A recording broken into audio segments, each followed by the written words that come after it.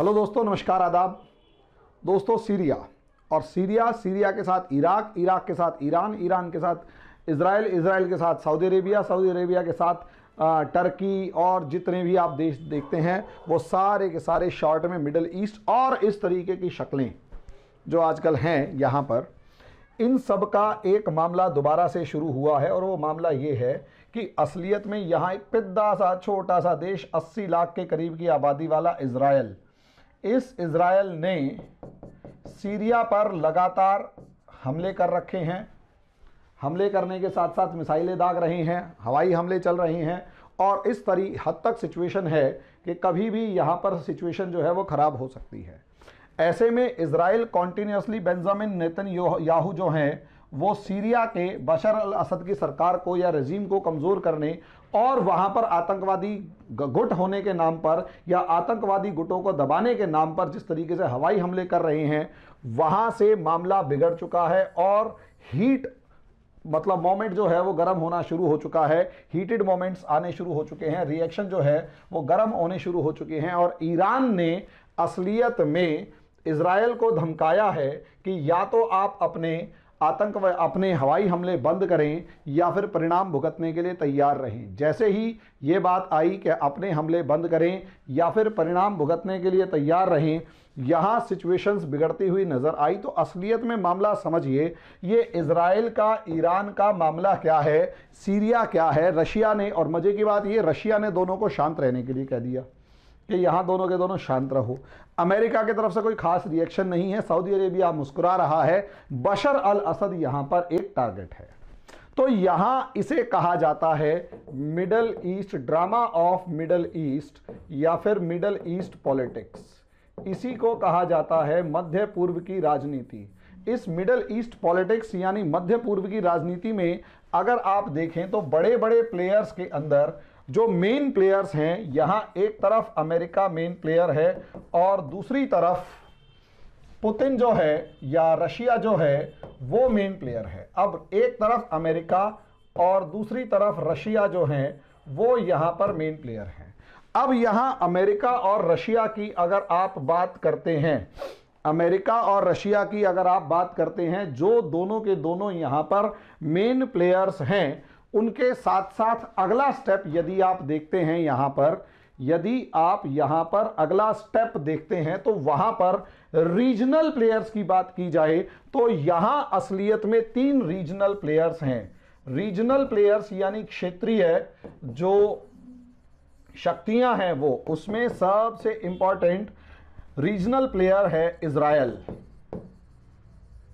दूसरा regional player है Saudi Arabia और तीसरा रीजनल प्लेयर है यहां पर ईरान। और यहां पर एक पपेट यानी कठपुतली बशर अल असद, ये जो है ये कठपुतली है। तो मामला समझिए असलियत में है क्या। असलियत में यहां ये जो इकोनॉमी है वो ऑयल रिसोर्सेज के ऊपर चलने वाली इकोनॉमी है और वर्ल्ड जो ऑयल ट्रेड है वो यहां वाले देश जो हैं वो डोमिनेट करते हैं दुनिया के तेल के बाजार को।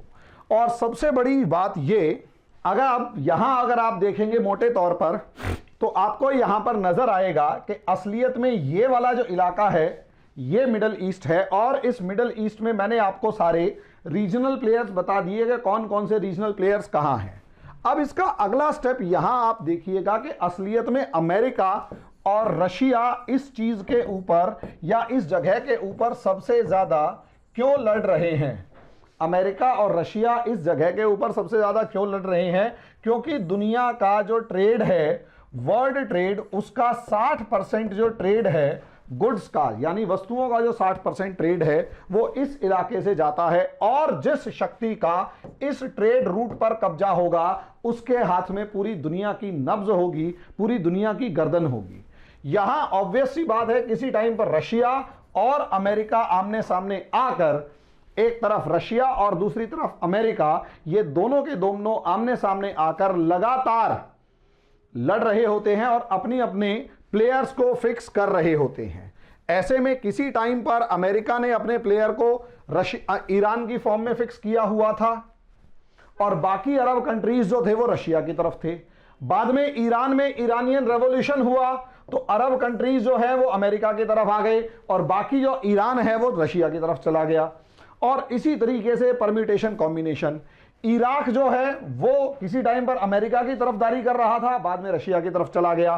सीरिया के अंदर बशर अल असद वो पहले रशिया की तरफदारी कर रहा था, बाद में पहले अमेरिका की तरफदारी कर रहा होता था, लेकिन बाद में ये अमेरिका की तरफ रशिया की तरफ चला गया। अब यहां सिनारियो ये है कि सीरिया रशिया के डोमिनेंस में है, इराक की सरकार सद्दाम हुसैन तक रशिया के डोमिनेंस में, ईरान रशिया के डोमिनेंस में, अपने आप में आइडेंटिटी ईरान है लेकिन फिर भी रशिया के डोमिनेंस में। वहीं लेबनान, वहीं जॉर्डन, इजिप्ट भी किसी टाइम पर रशिया का बहुत अच्छा दोस्त होता था, आजकल अमेरिका के डोमिनेंस में है, और सऊदी अरेबिया, ये सारे अब अमेरिका के डोमिनेंस में। और ऊपर वाले अब ऐसे में इजराइल तो अमेरिका का पक्के वाला दोस्त है, फ्रंट लाइन स्टेट है, अमेरिका को अगर कहीं लड़ना होता है तो इजराइल उससे लड़ लेता है, अमेरिका का तो नंबर बाद में आता है, या यूं कहें अमेरिका पीछे से सपोर्ट करके इजराइल को बोल देता है लड़ ले। ऐसे में अगर आप यहां पर देखेंगे, हालांकि एक नया प्लेयर टर्की उभर रहा है, इसे हम बाद में देखेंगे, यहां ये सारी पॉपुलेशन जो है ये पॉपुलेशन अरब और मानने वाली है इस्लाम को। सऊदी अरेबिया इस पूरे इलाके पे दावा करता है कि ये सारे अरब, इसलिए अरब अरब भाई भाई। ईरान ये दावा करता है कि ये सारे के सारे इस्लाम को मानने वाले और शिया, इसलिए भाई भाई। क्या समझे? सऊदी अरेबिया बड़ा देश है, इस इलाके पे दबदबा बनाना चाहता है, ईरान बड़ा देश है, इस इलाके पे दबदबा बनाना चाहता है, रशिया सीरिया के ऊपर अपना दबदबा बनाए रखकर यहां इस मेडिटेरेनियन सी यानी भूमध्य सागर में अपनी प्रेजेंस बनाए रखना चाहता है। अगर सीरिया, भाई लीबिया किसी टाइम पर था, लीबिया गिर गया तो रशिया का यहां से डोमिनेंस खत्म, अब सीरिया अगर गिर गया तो रशिया मेडिटेरेनियन सी से पूरी तरह खत्म। और इसी वजह से दुनिया का अब कोई भी देश, यहां तक कि टर्की भी रशिया को ब्लैक सी से निकलने से रोक सकता है। ऐसे में रशिया भी यहां पर प्लेयर है। तो यहां असलियत में ईरान जो है वो इन्हें इस्लाम के नाम पर भड़काकर अपनी इन्फ्लुएंस बढ़ा रहा है, अपना दबदबा बढ़ा रहा है।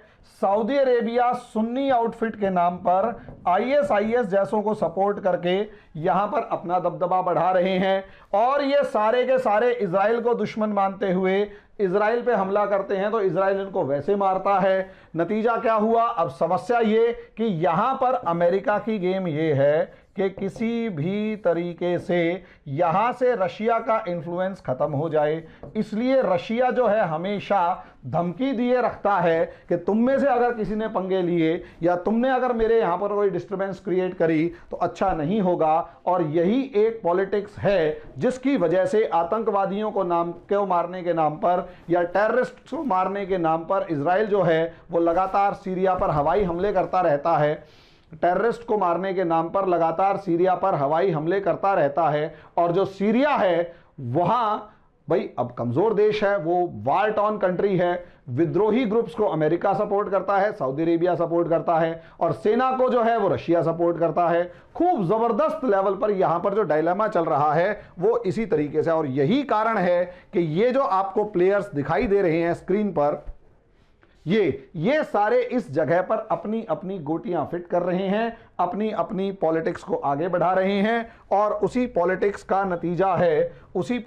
नतीजा है कि यहां पर आए दिन कुछ ना कुछ प्रॉब्लम हुआ रहता है। ईरान इस इलाके पे दबदबा चाहता है, सऊदी अरेबिया, पुतिन इस इलाके पे दबदबा चाहता है, ये तो कठपुतली है ही। इजराइल इस इलाके पर दबदबा चाहता है, इजराइल के थ्रू अमेरिका, और यहां पर सऊदी अरेबिया। यही कारण है कि आए दिन यहां हवाई हमले हो रहे हैं, लड़ाइयां हो रही हैं, तूफान मच रहा है और कोई कुछ नहीं कर पा रहा। हर कोई अपना अपना पक्ष रख के दूसरे को आतंकवादी घोषित करके मारने काटने की धमकी दे रहा है। जो जनरल सुलेमानी थे ईरान के, उस सुलेमानी को मारने के पीछे भी अमेरिका ने यही कहा था कि आतंकवादियों का सरगना है। सोच कर देखिए, किसी सेना के प्रमुख को आतंकवादी संगठन सरगना घोषित करके मार डालना जायज़ नहीं है, नाजायज़ है, लेकिन फिर भी अमेरिका ने ऐसा किया, क्योंकि जिसकी लाठी उसकी भैंस, जिसके पास लाठी है भैंस उसकी, और नियति और कानून भी उसी के। आगे आगे इस पॉलिटिक्स में आए दिन जो जो छोटे बड़े इंसिडेंट्स होंगे उसके ऊपर डिस्कशन होता रहेगा। आप लोगों को इससे संबंधित कुछ भी मेरे से वीडियोस चाहिए या कुछ भी चाहिए, वो आप हमारे से बता सकते हैं, हम उनके ऊपर डिस्कशन करते रहेंगे। और ये पूरे के पूरे टॉपिक्स इंटरनेशनल रिलेशंस के हैं, किसी ना किसी तौर पे आपको यूपीएससी जैसे यूपीएससी और पीसीएस में काम आते रहेंगे। नए बैचेस चालू हो चुके हैं, किसी भी स्टूडेंट को नए पीटी वाले बैचेस ज्वाइन करने हो तो जल्दी से जल्दी हमसे जुड़ सकते हैं। धन्यवाद।